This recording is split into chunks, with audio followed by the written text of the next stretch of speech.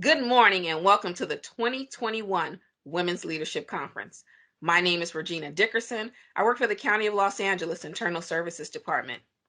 It is my pleasure to introduce Shane Murphy Goldsmith, the President and CEO of Liberty Hill Foundation, one of the nation's most admired social change foundations.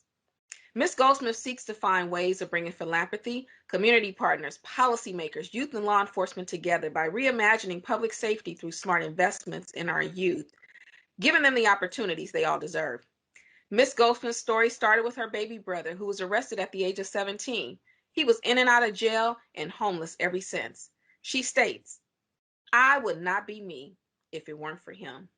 I do this for my brother and all the kids. There's so much more to bring them to justice and to set them free." This inspired a lifelong story. Ms. Goldsmith continued focusing on youth and youth justice issues, particularly on ending incarceration. She serves as the co-chair of the California Executive Alliance for Boys and Men of Color Southern Region, a national network of hundreds of community advocacy organizations who come together to advance race and gender justice by transforming policies that are failing boys and men of color and their families and building communities full of opportunity. Interviewing Ms. Goldsmith is Ms. Barbara Osborne, the Director of Communications for Supervisor Sheila Kuehl. For nearly 15 years, Ms. Osborne was the Strategic Communications Director at Liberty Hill. She opened her own communications firm in 2014 to provide strategies and executive coaching to community organizations and institutions. Ms. Osborne is the Senior Fellow at the UCLA Luskin School of Public Affairs and currently serves on the Board of Directors of A New Way of Life, which is a prison reform and women's reentry program. Please join me in welcoming Shane Murphy Goldsmith and Barbara Osborne. Good morning, and thank you for that introduction.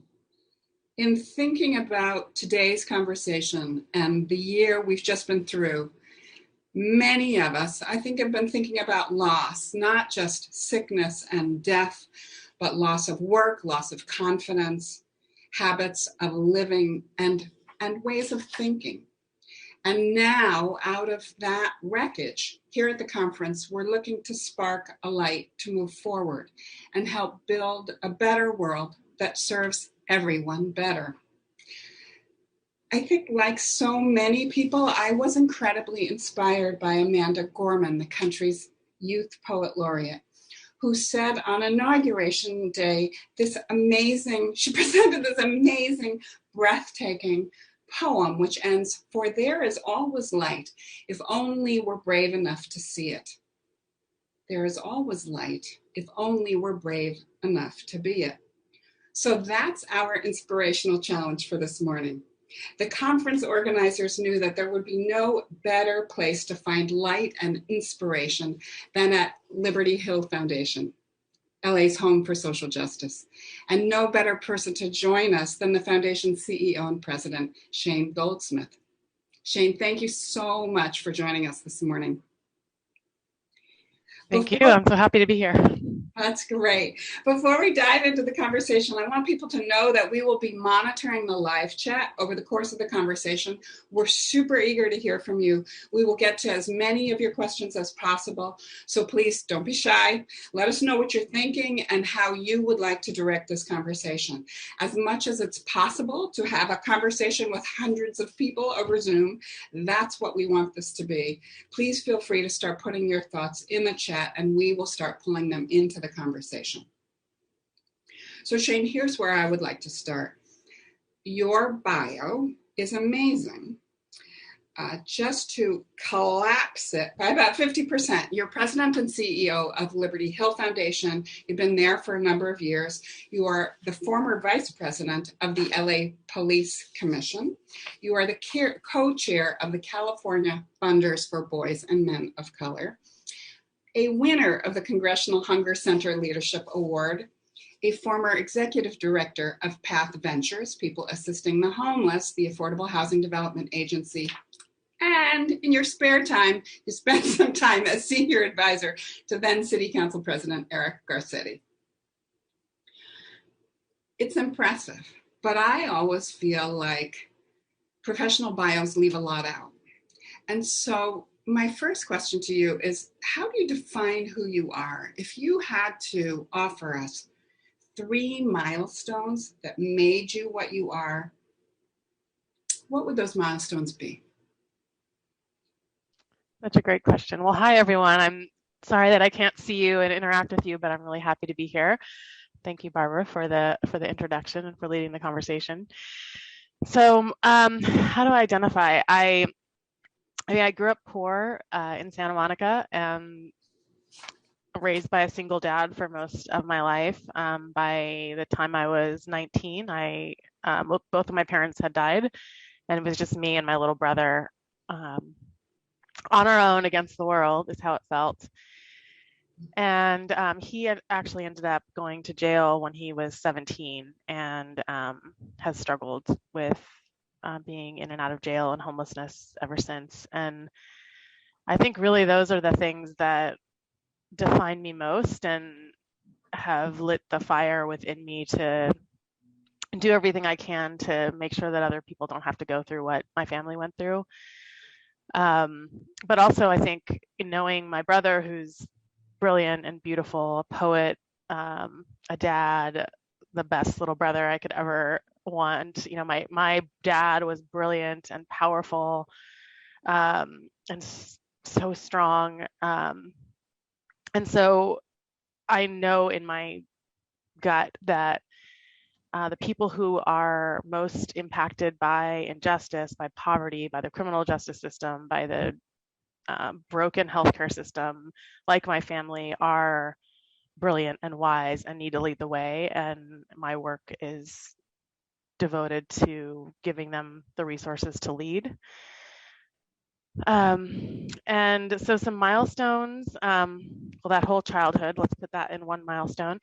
And then when I got out of college, I became a community organizer and was absolutely thrilled to discover that I could channel my pain and my rage into something that could make the world a better place, and that I could get paid for it a little bit, at least as an organizer. And organizing was amazing. I got a chance to work with, people who were receiving welfare, who were fighting for their rights back in the late 90s, with folks living in slum housing, just trying to have improve their housing conditions so they weren't being made sick or endangered by slum housing conditions. So I got to do incredible work as an organizer.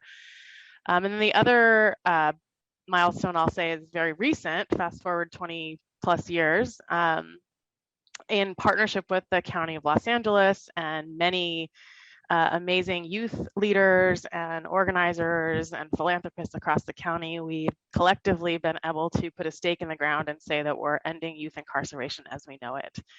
And that is everything. So much of why I do the work I do and what I've been fighting for so long. And now I can actually see a way forward to that new world where we're not locking kids in cages. Mm-hmm. Well, and it sounds like the experience that you saw with your brother, and I assume your attempts to support your brother must have informed that commitment to youth justice. Of course, yeah. Yeah, there's a line that I saw that Liberty Hill uses, or that you said about people being closest to the pain should be closest to the power. Would you unpack that a little bit for us? Sure. The work that I've done to end youth incarceration has been informed by all sorts of things, but really rooted in my brother's experience. And I think without seeing him go through it, without myself having to sit in front of a judge at 19 years old with no parents and no money and terrified and beg the judge to try my brother as a child, which is what he was, and not an adult, and then to have the judge just coldly hit the gavel and try my brother as an adult. Those moments, you can only know it if you've experienced it. And so, trying to unravel a system, I think those, especially my brother and anybody who's been really close to it can see it. I mean, I think, several years ago, you'll remember this, Barbara, we worked with young people, mostly young men of color, Latinos and Black boys, and we're trying to figure out how can we end this school to prison pipeline where kids end up, going into jail, and what are the factors that are driving them there. And we can read all the research in the world, but what really enabled us to launch a campaign that has reduced suspensions by over 70% in Los Angeles is going to these kids and asking them what's happening, like what are the sort of what's happening to you that's leading you into this school to prison pipeline. And they started talking about suspensions, that they were being suspended for being late to school because they were trying to get their little sister on the bus or taking care of their mom or whatever. And so there were all these very minor things that they were ending up getting suspended for, and just one suspension dramatically increases a kid's chances of ending up in jail. And so it was really their experience that was able to help us see that this issue of why kids are being suspended was really critical. And I think that's the case in all the work we do. Right now we're seeing tremendous policies being passed to eviction moratoriums and other things to keep people in their homes during COVID. And it seems like, oh, good, we're done, right? We've passed these eviction moratoriums, people aren't getting evicted, but you have to go to the actual people who are having their landlords come to their door and say, those policies aren't for you, I'm evicting you. Or all the ways that people's rights are being violated, all the confusion out there, all the loopholes in the law. You don't know that unless you ask folks who are living in these conditions, who have lost their jobs as a result of COVID, what's really going on. Landlords threatening people who don't have documentation because they're immigrants, all sorts of things that we can only know if we ask the people who are directly impacted. And the other part of it is making sure that they're the ones leading, because they have everything to gain and everything to lose. And those are the folks we want fighting. And so we need to do everything we can to make sure that they have the resources, the support, the love, the money, whatever they need to shine, to tell their stories and to fight for what they need and their communities need. And, we see that all the time with, whether it's young people who have recently gotten out of jail, nobody can convince you that kids shouldn't be in jail better than a kid who just got out of jail. Yeah, gosh, this brings up so many thoughts for me, because I certainly remember hearing the poignance and the power of hearing young people make very clear that if a teacher, if a school administrator made them feel like they didn't matter, they would act like they didn't matter. They internalized that pretty quickly. And I often, as a touchstone inside the county now in the supervisor's office, when I feel incredibly discouraged and I think, oh, I give up, I remember that it's the people who have everything to lose. Like, it's a luxury for me to be able to think even momentarily, this is impossible, I give up. For the people that I'm fighting with and for, they don't have that luxury. They can't give up. They have everything to lose. Mm-hmm. Yeah, it's that connection to community organizing. I mean, I think, well, President Obama came out of organizing, right? And I read his memoir recently, and I think a lot of his political wisdom was it was like a concrete paved in his early adulthood as an organizer, that you see that in him. Mm-hmm. So talk to us a little bit, because there are a lot of public sector folks on the Zoom today, and I think it would be interesting for them, particularly the folks from county, for you to identify the places at which Liberty Hill Foundation is now actively collaborating with the county on various projects. Yes, the county I am so amazed by the incredible work the county has been doing over the last few years, and all the people who make that work possible inside the county. I just think that I've seen tremendous leadership and a willingness to be creative and try new things and really meet the moment that we're in. So I've been absolutely thrilled to get to partner with the county on a number of things. One, as I mentioned, is this work to end youth incarceration as we know it, and more importantly, build a youth development system. The new Department of Youth Development that the county is building will be the biggest youth development system in the nation, probably the world. And So I've gotten to work really closely with the probation department and the county board of supervisors and others to make that vision a reality. We also run and as part of that, we have a program called Ready to Rise, which is a partnership with the probation department and the California Community Foundation, where we're actually building that youth development system by supporting grassroots community organizations that are doing youth development services to get them to a point where they can receive direct government funding, so that when we have a Department of Youth Development, it can contract with this robust infrastructure of community-based organizations throughout the county. So in the meantime, we're providing capacity building and support to these community organizations so they can scale up and really not only provide an alternative to the juvenile justice system for all the kids who would otherwise find themselves on probation or in jail, but for the many tens of thousands of other kids who are getting deprived of the resources they need to thrive. So that's one exciting thing. The other one is called Stay Housed, which is a partnership with the county to do eviction prevention, outreach, education, and to actually provide people facing eviction with an attorney so they can fight that. Almost every single landlord who essentially sues a tenant for an eviction has a lawyer, and almost zero tenants have a lawyer to represent them, which in a country like America, where the legal system is, one of our, something we place a lot of value on, it's a tremendous injustice that people don't even have basic representation to protect their ability to live in their homes. So Liberty Hill is partnering with the county to provide community organizations across Los Angeles with resources to do tenant outreach, tenant education, and legal representation. Because there's so many different laws being passed in the city and the county and the state, and it's super confusing for tenants.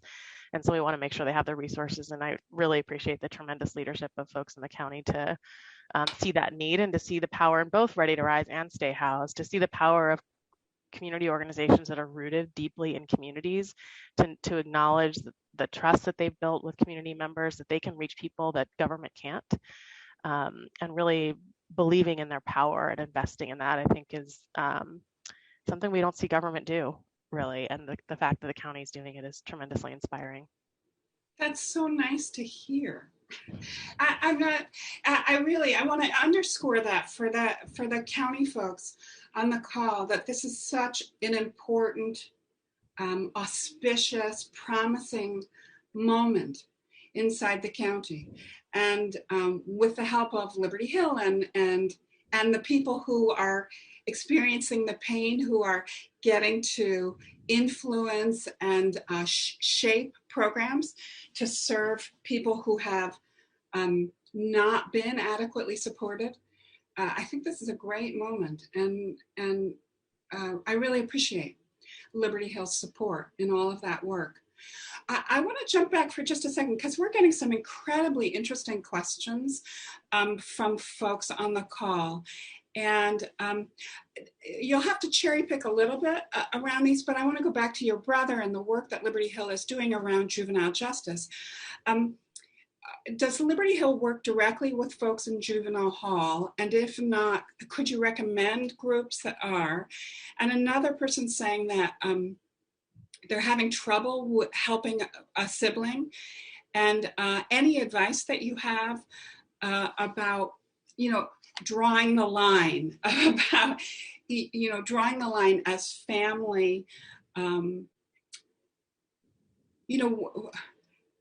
when are you enabling and when are you helping, and how do you draw that line, I think is the gist of the question. Oh my goodness gracious, this is going to get deep. Okay, so I'll start with the easier question about Liberty Hill Foundation. So Liberty Hill Foundation does 4 basic things. We make grants to community organizations. We provide training, leadership development for those organizations. We help lead campaigns and coalitions to win new policies and practices in government. And the 4th thing is we organize people to give their money. We organize donors to invest in leaders on the front lines of this work. So we don't directly work with, clients or individuals who are in jail. However, there's so many organizations I could recommend, but the one that just is in my heart is called Arts for Healing and Justice Network. Arts for Healing and Justice Network. They do tremendous work in juvenile halls. There's many, many more, but the reason I mentioned that one is that I actually partnered with them. I got a fellowship from the Durfee Foundation a couple of years ago, and I partnered with them to interview. I actually did oral histories of young people who they had worked with, who had recently come out of jail and who are now activists. And it was such a beautiful experience to get to spend time with these young people, to see their bravery and their passion for saving other kids from the experience they had in jail. And Arts for Healing they just changed their name. Arts for Healing and Justice Network made that possible. So I will tell you about them. And then in terms of, the helping our family, I will say that it's decades of struggle. And in the end, at some point realizing I couldn't save him because of so many things, because of the criminal justice system, because of the system of employment and how it discriminates against people, the lack of mental health services for people like my brother, and his own choices that he's made and the life that he leads. And but I think what I've learned is that I didn't need to save him. That's not my job. It's not possible, and it's not necessary. He is his own beautiful person, and he is finding his way, and there is no one stronger than him. There is no one who fights harder for himself to survive and for the people he loves. No one has been there for me like he has, and now he's doing okay. He's living on his own. He has a kid. He has a partner. He's got 2 beautiful dogs. He's making a way for himself. And I did just realize at some point, I believed that it was all on me because of whatever, my upbringing and the fact that my parents were gone. And I carried that, and it was too heavy. And I think it caused me to have resentment. It caused me to sacrifice myself in ways that weren't healthy. But in the end, we're very, very close, and we love each other, and he doesn't expect me to save him. He expects me to love him and believe in him, and I expect the same from him. And we're just going to do our best. Well, thanks to folks for those questions. I'm so glad you got to answer them, Shane. It strikes me that, in a way, oftentimes with a family member who's struggling, we expect kind of individualistic solutions. Like you were supposed to say, you, Shane, the all-powerful, were supposed to save your brother. And I think what the direction that the county is moving with the Care First, Jails Last approach is one in which we recognize that there are systems that people need safety nets, that people need community-based support, that it's not, you can't do it, that there needs to be systems and structures underneath people, and that the truth is that humans have frailties and people are on their journey. And in a way, I feel like we're asking for a deeper understanding of who humans are and what they need to survive and thrive, and bring more compassion to the answer that we have to that question. It's so true. And I'll just add that when I got to do these oral histories of these kids who had recently come out of jail, the theme from every single one of them, and these are just kids, these are not, trained like orators or whatever, like they're just kids trying to make a way for themselves. But every single one said that they didn't have a caring adult in their life who they felt really loved them and who stuck with them. And it just blew my mind. I just thought, when you think about the daunting like racism in the criminal justice system and all the things that are broken about all the systems, it seems so overwhelming. And then it's like, oh, surely we can find a way for every child to have a caring adult in their life. Like that cannot be impossible, that we have got to be able to do at least that. And to hear these kids say that, and to see how much it would have meant to them, and how is that possible? These kids are interacting, they were going to school, Some of them have social workers because they're in the child protective services or whatever. They're interacting with the police quite a bit. And not a single one of these adults made them feel like, I really asked them, what's going on? Why are you acting like this? What's going on at home? How can I help? It's heartbreaking, but it seems like a problem we can solve. Mm. Okay, so I want to shift the conversation a little bit, and I want to, our technical coordinator is going to throw up one of my very favorite pictures. And I'm just going to trust that this is up on screen, that this is this fabulous photograph of you at the 2017 Women's March. I think it was the largest global mobilization on planet Earth as of that day, at least. And there you are in downtown LA. And I couldn't resist asking you, since most people are more afraid of public speaking than dying, what you were thinking, what you were feeling, what was going on for you. This was what, like a week after Trump was sworn in? What was that moment like for you? It was incredible. It was also one of my favorite moments of my life. I was so thrilled to have the opportunity to just connect with the thousands of people that were there and the energy of the moment. And as terrifying as it was to think, that we had a president who didn't see us, didn't really care, had plans to do quite a bit of harm. But to be with thousands of people who were finding hope and power, even in their fear, and believe in the possibilities of what we can create when we get together. In organizing, we say that there's power in numbers, and that was so true that day. And there's no better feeling, I think, than knowing that we're not alone, that in our pain and our fear we have each other, and especially in that moment to decide that we weren't just going to take it, and we were going to find a way to fight for ourselves, for our sisters and moms, and for all of us. And the other thing I felt was like an imposter. I didn't deserve to be there. I couldn't figure out why I was there. I thought there was a mistake. Any minute now they're going to tell me, "Oh no, sorry, it's not you."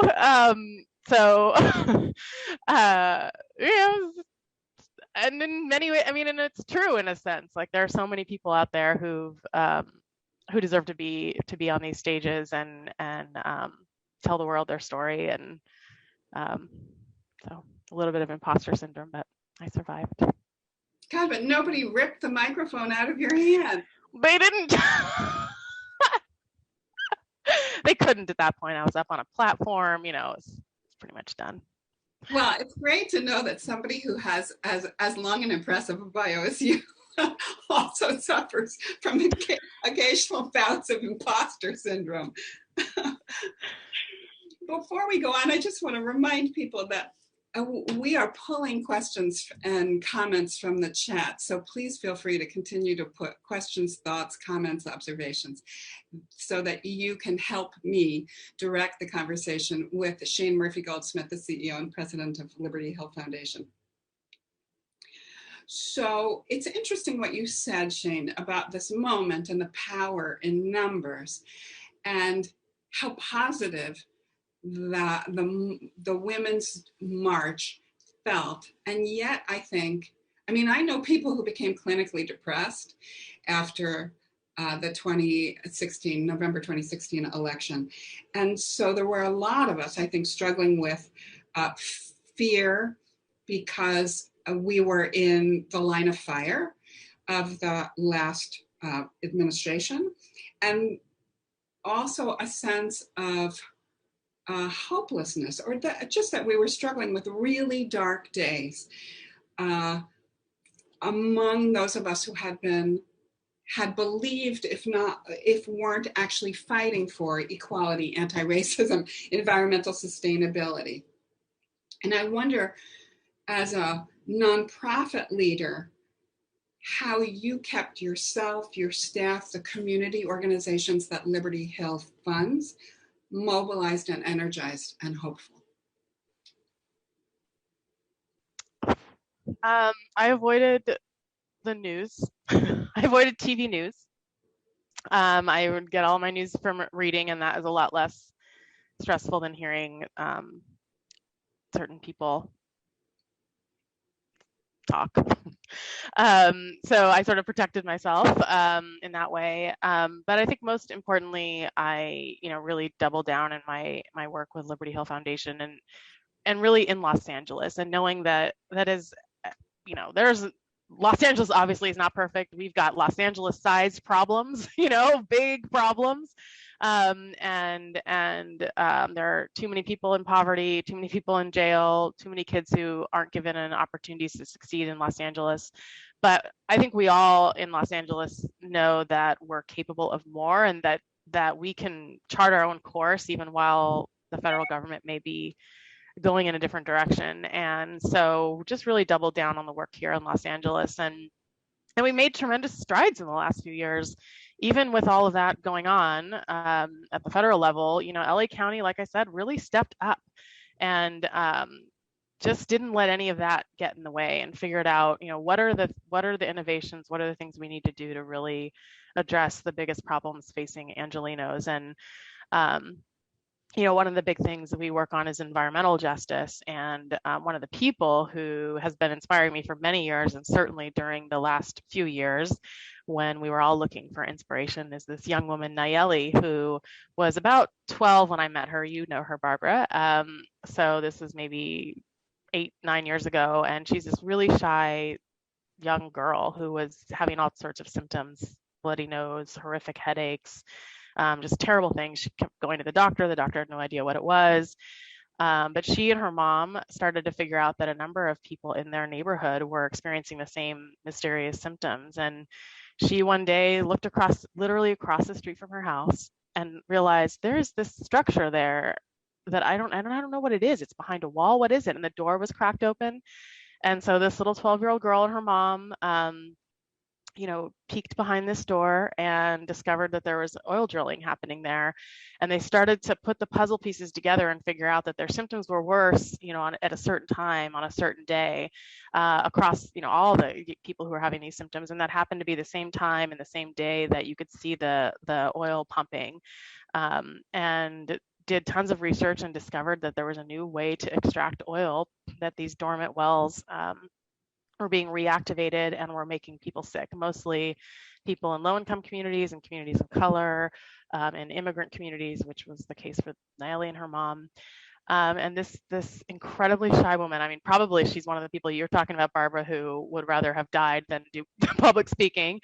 But she just, with everything at stake and everything to lose, for her own health and the health of her neighbors and her friends, she decided to pick a fight with every level of government.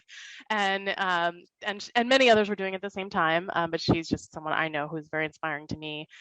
So she ended up, she and many others led a movement, and now there's legislation at the county and the city level being considered to eliminate this type of oil drilling in neighborhoods, because it really is making people sick.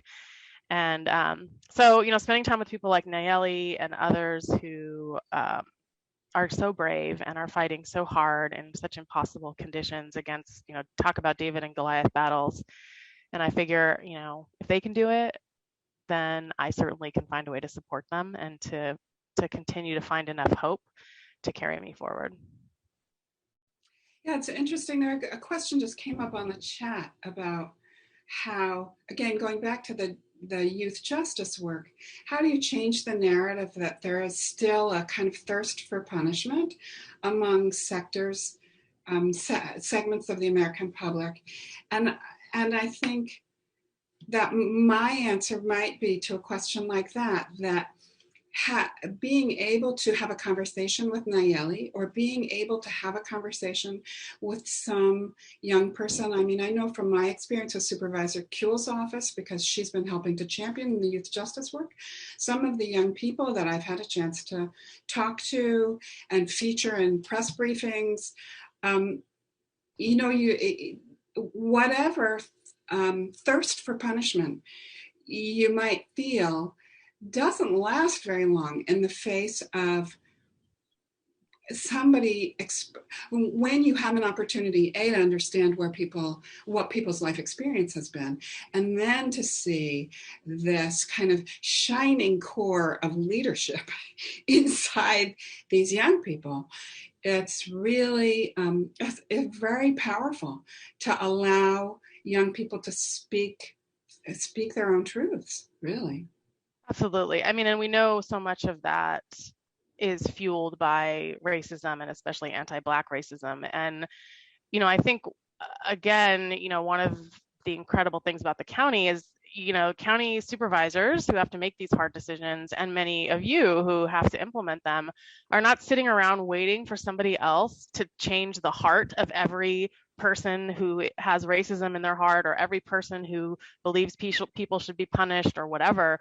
The county's really leading the way and saying, you know what, we don't believe that. We believe in care first, and we're going to build all the infrastructure that's needed to make sure that kids have the support they need so they don't end up committing crimes. And when they do, they get the second, third, fourth chances that they need to turn their lives around. Because we know that, as you said, while punishment may feel good in the moment in some cases, that ultimately, certainly the youth jails leave these kids worse off than they find them. And for the most part, I would say the same for adult jails. These are not rehabilitative settings, and most kids who go to jail are going to get out. Most adults who go to jail are going to get out. And so if when they're in there, it's creating more harm and more damage, so that when they come out, they're even worse off, that doesn't do any of us any good. But I think there's lots of ways to change the narrative, and probably everyone who's watching has great ideas. And but I think in addition to sort of community organizing strategies, changing policy, building new systems, communication strategies, I do think that making sure that the people who are directly impacted are the ones leading the way and are the ones talking about this. Like I said, if you talk to a young person about there's just, however hard one's heart is, whatever one has experienced in their life, I just don't know how you could talk to these youth leaders who've been in jail and trying to turn their lives around and think they should be in jail. And the reality is that most people who are in jail, especially youth, are in there for very, very minor offenses. And often it's like a probation violation. So the original offense may have been minor, and then the new reason they're in jail is because they didn't show up on time to their, probation appointment or whatever. So it's nobody wants to punish but no kid who has to miss school for whatever reason should be punished by jail. I mean, that's just not what I don't think people's hearts are as hard as we think they are. And I think when we begin to change these systems, people will come along. But it does take leadership and bravery. And I'm so proud to see the county leading the way and trying to create a new way, to using the expertise of folks in the probation department, using the expertise of folks who do this work every day at the DCFS and other departments in the county that are working directly with kids and families. I mean, you are the experts too, in addition to the people who are in the kids or others who are in these systems. You all, as ones who are providing services to them, are also tremendous experts. And I think we in many cases are missing opportunities to really pull the expertise out of those of you who work directly with these folks to figure out, because I know I've spoken to many folks in these departments who also feel powerless, that we want to do more to help these kids and these families. And I think together we can figure out how to create these systems so that they do provide care and love and support and a chance for people to really contribute to their community. I'm so glad that you mentioned courage and the importance of courage in all of this. The courage of those young people to go to a county board meeting and speak their truth in 2 minutes or less, and do it in front of other people. I think it takes an enormous amount of courage. I think the Board of Supervisors and this all-female now by governing body that we have has shown a great deal of courage on a number of issues, and I thank actually Liberty Hill and the courageous work that it's been leading for these 4 decades, because it makes a difference, and I think this is a moment for women leaders inside the county to be as courageous as they can be. That's, spark the light. Let's spark some courage. And it does lead to my next question, which is really about leadership, because it feels to me like the last 12 months, amazing, crazy, destabilizing 12 months that we have been through, exposed inequities in the society in a way that was sharper and starker than that. It allowed people to see it in a way that perhaps hadn't been so crystal clear before. And it seems to me that there's an opportunity now to rethink and rebuild our school system, rethink and rebuild our healthcare system, rethink and rebuild our social safety net, and to make good on the country's foundational promise of equality and opportunity for all. And I don't know about you, but my phone has been ringing lately with young people trying to get involved and figure out how to make a difference, which is incredibly exciting. How are you thinking about this moment and your leadership at this time? And do you see this as a special moment for women leaders and women of color? Absolutely. I mean, certainly at Liberty Hill Foundation, we, unlike most foundations, we actually have to raise all of our money and give it, and then we give it away. And Barbara knows that well, having worked at Liberty Hill for many years. And so we saw tremendous generosity from donors in 2020. I mean, really stepped up. The grants we were able to make out to the community tripled as compared to a couple of years before, because folks really stepped up and really wanted to give, whether they were giving, $50 a month or $50,000. People just knew that philanthropy was a way to channel their own pain and their own anger and their own hope, so that it could get to folks on the front lines. And so definitely seeing that, most Liberty Hills, most of our board, employees, donors, and grantees are women, and mostly women of color. So that's certainly, just much love and gratitude to all the folks that are making this work possible. Got so excited about that, I lost my train of thought. There was another part of your question that I wanted to go back to. Yes, about this moment. I mean, do you agree with me that this is a kind of a historic threshold moment? We can capitalize it or fail to capitalize on it, but the opportunity, I would argue, the opportunity exists right now. Yes, thank you. So I think what we're seeing in the news is, certainly the power of the movement, folks protesting in the streets, making sure that the issues that are being revealed now are felt, and that we're really, having to go through this reckoning around racial justice and around, so many of the inequities and injustices. And so what makes the news is the movement work, and then like the new policy, Board of Supervisors, pass this policy, pass that policy, and it's tremendous, and it's tremendous courage and leadership. But what it really comes down to is the folks who have to implement it, right? All of you who work for the county, who have to figure out, okay, I mean, that's a great idea, it makes a good headline, but how the heck am I supposed to, do you realize I have to entirely undo decades of contracting rules in order to accomplish your headline making policy? And I think, just thank you to the many of you who have to sit at a desk and translate these great ideas into actual action. And again, I think we don't pay enough attention to how hard the work of implementation is. And really, that's everything, right? I mean, we could pass a million policies all day long. If folks like you don't sit down and try to figure out how to implement them, then none of the impact happens. We don't do anything about poverty. We don't do anything about kids in jail. We don't do anything about racism unless folks who work in government, and certainly the county has an outsized impact in Los Angeles, are willing and able to do the work and have the support that you need to do the work. And so that's what I've been, another thing I've been so impressed by the county is that we are realizing that these systems need to be reimagined, right? I mean, that seems to have been absorbed, I think, by most people, is that these are not just little tweaks that we can do and address issues resulting from hundreds of years of racism and inequality and lack of investment in communities.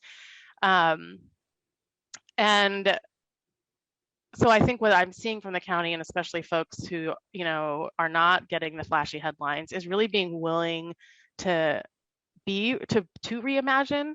And because what does that mean? Like, it sounds so inspiring and big, but it like literally means figuring out, okay, here's the 47 steps it currently takes us to get a contract out the door. Like, how can we totally revolutionize each one of those steps so we can get, change our contracting practices so folks in low-income communities and communities of color can get the resources they need to do this work. That's tremendously hard work, and I think that's the opportunity, is really to figure out that part of it, the implementation, and how do we empower folks inside government to really reimagine the processes and the internal systems so that we can have the ultimate headline making outcomes that we all want. Mm-hmm. So we got a question on the chat. I'll bet you hate this question, but I'm going to ask you anyhow. No, thank you. I don't. Don't introduce it that way. Just think, but this is a very practical question about how do people get involved? The person in the chat wants to know about kind of juvie justice involvement. Like, what would you recommend folks do right now? And I'm going to stew on this for a moment while you talk. And good. Yeah, you should answer too, Barbara. Chime in.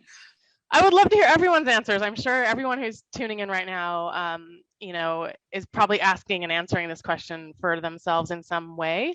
I want to say that I think philanthropy, donating is so important. And I think it's sort of, because, in America, we have a hard time talking about money, and, it can feel sort of dehumanizing to be like, oh, that's all my value is just giving money, or it doesn't feel like a connection, or, there's lots of reasons why I think we don't talk enough about this. But the truth is, when you think about Nayeli, the young woman I told you who's fighting this environmental justice fight, when I think about Maynor, who I interviewed, who had been in jail and who had, when he was just about 11 years old, after watching his dad beat up his mom for many years, he put his little tiny baby body in between his mom and dad and stuck up for his mom. And it didn't work, unfortunately. He met the same fate as his mom, but he found that bravery within himself. And so that's who I want, talking to the Board of Supervisors, talking to the media, helping us to figure out a system that can give these kids the opportunity they deserve. And what I can do for him is raise money for his activism, right? And then love on him when I get to see him and tell you all about him. And that's just so important, is making sure they have the resources. And in these times, in COVID times, we've had to give these youth leaders stipends so they can get Wi-Fi, so they can have some type of device, so they can tune into a county board of supervisor meeting, so they can tell their story, so they can show up to a coalition meeting to design this Department of Youth Development, so they can participate in the myriad working groups that the county has designed to get input from communities. Just basic things like that, not to mention that they need these same devices and Wi-Fi to just go to school these days. So I don't want to underestimate the importance of money. All of this costs money. In addition to that, there's so many volunteer opportunities, and lots of ways to find your way to them. I would say Arts for Healing and Justice Network certainly has volunteer opportunities. You can look at our website. Ready to Rise is the program I told you that we're partnering with the probation department to support youth development organizations as an alternative to jail. We're funding about 49 organizations, and you can just see the list. And if one of them speaks to you, you can reach out and offer to volunteer. There's lots of ways. I think I would just encourage people not to be intimidated by the how, and just do something in your personal life, do something, donate, volunteer, get to know your neighbors. Maybe one of them needs love and support. Yeah, that sounds like really good advice. I've been struck, because I sit on a bunch of nonprofit boards, and I've been struck just recently at the number of city and county employees who are joining those boards. They're huge. Having those folks on nonprofit boards is a fabulous asset, is really great. So I think nonprofit board service can be really useful. And I also, when I joined the county about 5 years ago, I was really surprised and a little disheartened that it feels like there's a moat between the public sector and the nonprofit sector.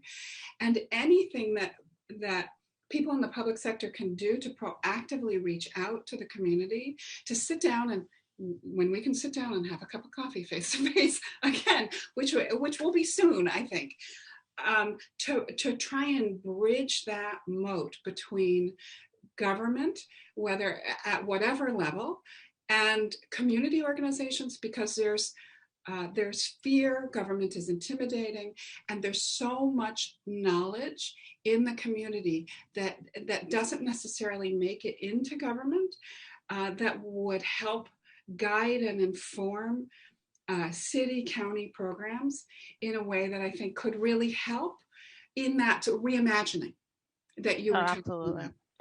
Yeah, and that makes me think of two things. One is there's a reason they're called boards, because they are generally very boring. I'm on a number of boards. I report to a board. I say that with love and admiration.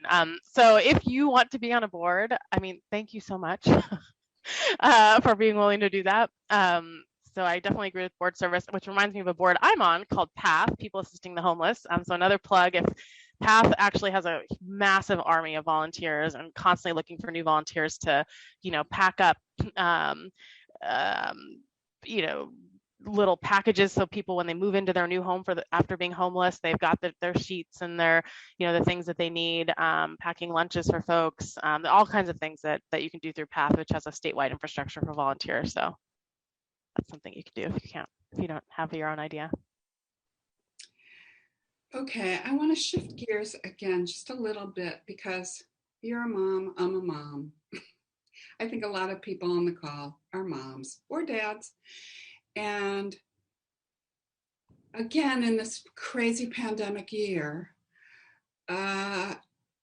it's proved to be challenging as a parent, I would say. And I wonder how you have been trying to teach your two beautiful boys how to be anti-racist and sexist in this moment, and how to teach how to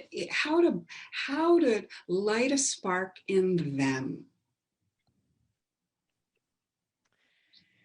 Yes, well, I love talking about my kids. I'll try to contain myself and not just brag about how cute they are, or whine about how annoying they are. But I think I'm a perfectionist, and I really have. I mean, I overthink everything, and it's crazy. But I think with my kids, for whatever reason, I don't do all that. I think for better or worse, I don't know.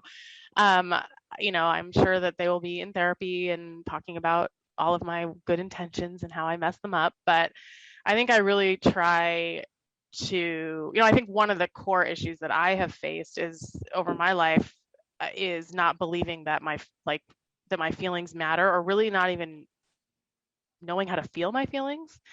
And I think I've caused myself a lot of pain as a result of that. And so one of my big things with my kids is just getting them to feel their feelings, to the point that maybe I may have overcorrected now, because now they're just making fun of me for always wanting to talk about feelings.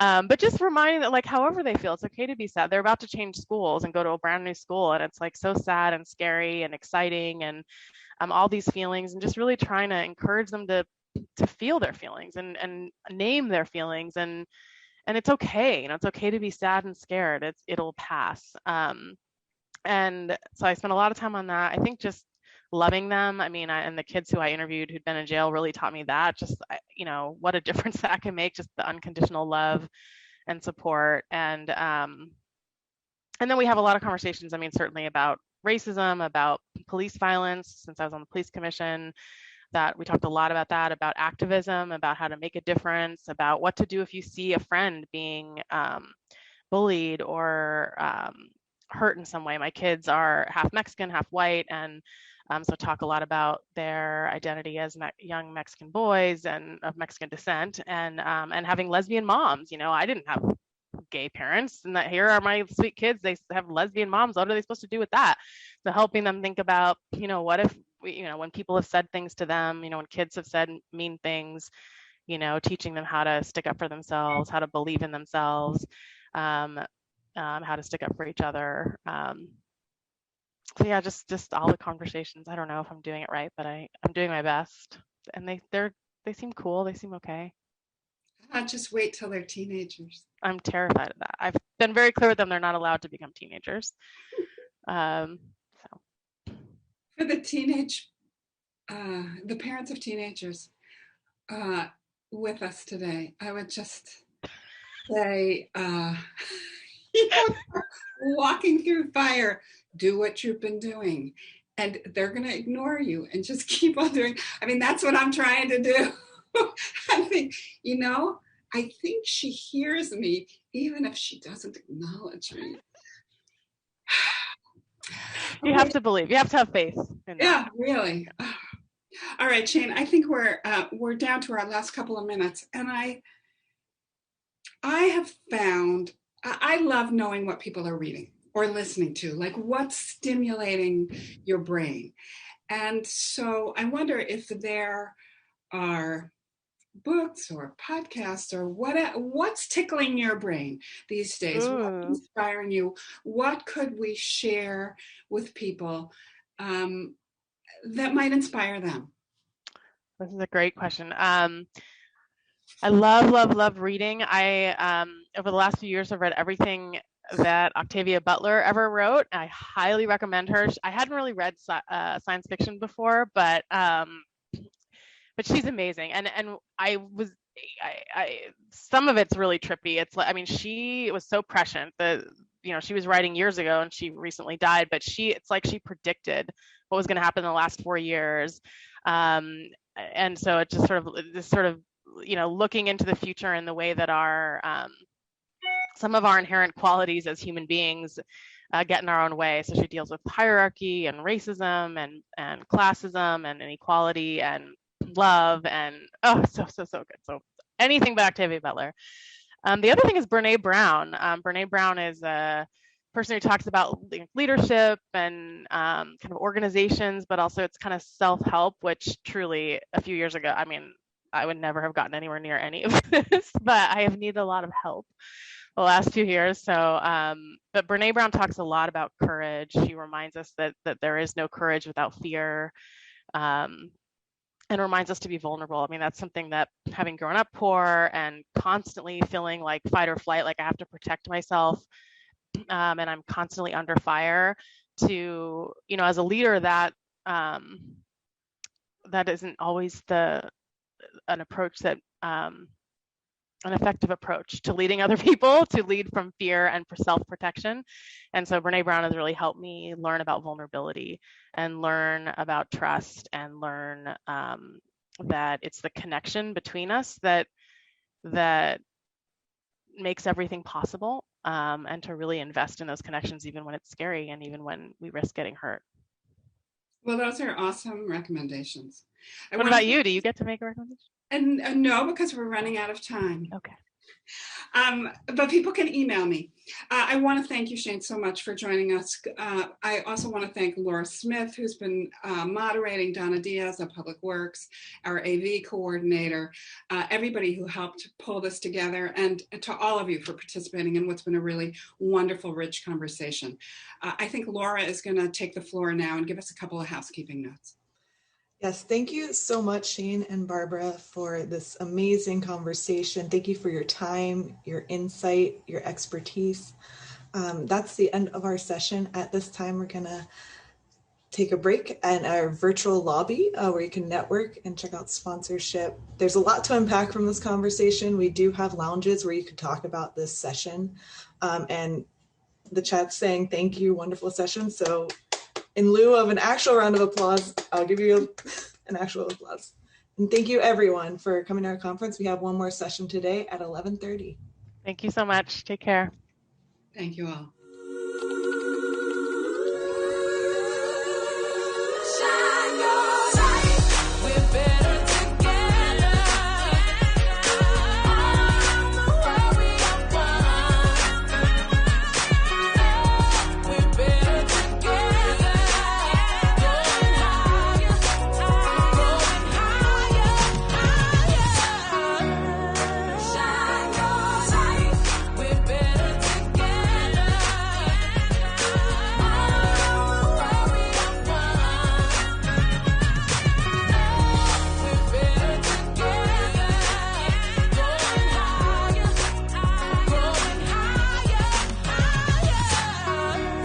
We are proud to celebrate our mentors, mentees, and those who have supported our Global Ambassadors program in partnership with Vital Voices.